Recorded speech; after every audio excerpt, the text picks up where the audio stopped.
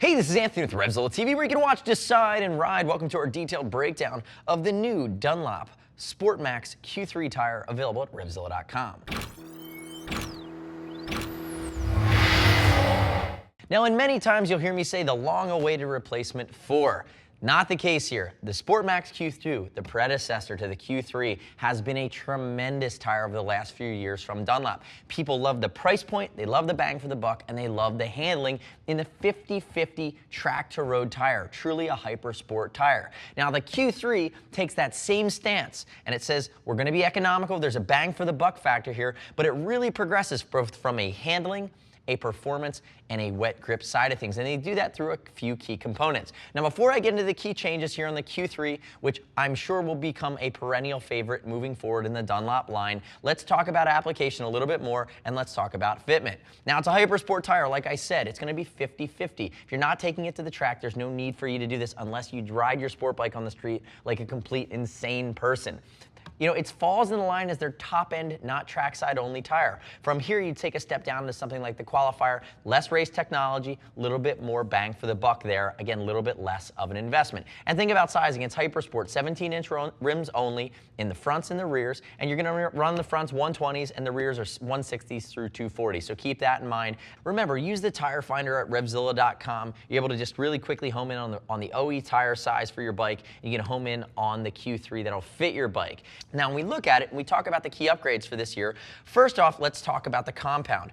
Rear tire compound has gotten a change. Remember, single compound in the front, multi-compound in the back. Harder in the center, softer on the sides. It's going to use a new technology, and remember, Dunlop is very steeped in racing tradition, very steeped in the race level, especially in the AMA. So what you're going to see is developments in technologies that come out at the race level that then trickle down to the street, and that's what you're seeing here. So you're seeing an updated compound that's going to be even grippier than the previous Q2 on the sidewalls of the tire. The next key change for this year, it's the first time I'm seeing carbon fiber in a tire. Carbon fiber in the sidewalls and the apex on both front and rear, and what that's going to do is it's going to add rigidity and stiffness and really stability in the sidewall when you have that bike leaned over at extreme angles. So that's the first time we're seeing that, and they're using carbon fiber because it adds strength without adding weight. So again, improved handling here on the Q3. The next key change we've seen really was funny because they stumbled onto it. What we've seen them do is they still have that cosecant curve technology here with the way they're spacing out their central treads. And what they wanted to do was to increase the area for grip, increase better dry handling. They said, let's do longer treads, we'll do less of them, and we'll space them out. But what ended up happening with that longer tread pattern is you did get better dry grip handling.